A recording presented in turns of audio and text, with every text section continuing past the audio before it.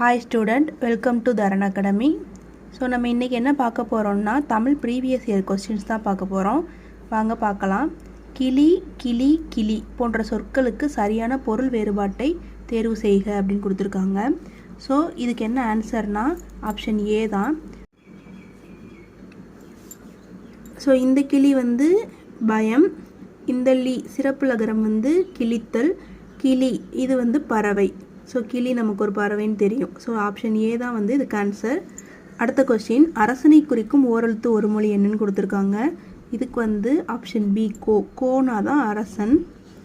அடுத்து பெற்றான் எனும் வேர் சொல்லை கண்டறிந்து எழுதுக அப்படின்னு கொடுத்துருக்காங்க. ஸோ பெற்றான் அதோட வேர்ச்சொல் வந்து பெரு. அடுத்து வா என்ற சொல்லின் பெயரச்சம் குறிப்பிடுக. ஸோ இதில் வாங்கிறோட பெயரச்சம் வந்து ஆப்ஷன் டி வந்தான்கிறது தான். ஸோ வா என்ற சொல்லின் பெயரச்சம் வந்து வந்த, அதுதான். ஸோ ஆளை முடிஞ்சிருக்கா, அதனால் அது பெயரச்சம். நெக்ஸ்ட்டு இதில் வந்து வருதல், இது வந்து தொழில் பெயரை குறிக்கும். அடுத்து வந்தான் அப்படிங்கிறது ஒரு வினைமுற்றை குறிக்குது. வந்து இங்கே ஊரில் முடிஞ்சிருக்கிறதுனால இது வினை எச்சத்தை குறிக்குது. நெக்ஸ்ட்டு வந்து அகர வரிசைப்படி அமைந்துள்ளதை கண்டறிகன்னு கொடுத்துருக்காங்க. ஸோ அகர வரிசைப்படி இதில் என்ன வரும்னா ஆப்ஷன் பி தான் வரும்.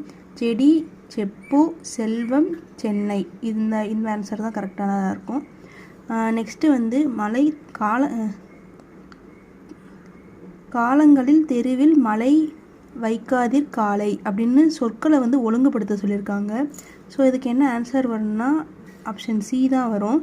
மழைக்காலங்களில் தெருவில் காலை வைக்காதீர், அதான் வந்து ஆன்சராக இருக்கும். ஸோ இன்றைக்கி வந்து ஒரு 5 கொஸ்டின்ஸ் 6 கொஸ்டின்ஸ்ட்டை பார்த்தாச்சு. ஸோ நெக்ஸ்ட்டு வீடியோவில் பார்க்கலாம். நம்ம சேனலை சப்ஸ்கிரைப் பண்ணாதவங்க சப்ஸ்கிரைப் பண்ணிக்கங்க, லைக் பண்ணுங்கள் அண்ட் ஷேர் பண்ணுங்கள்.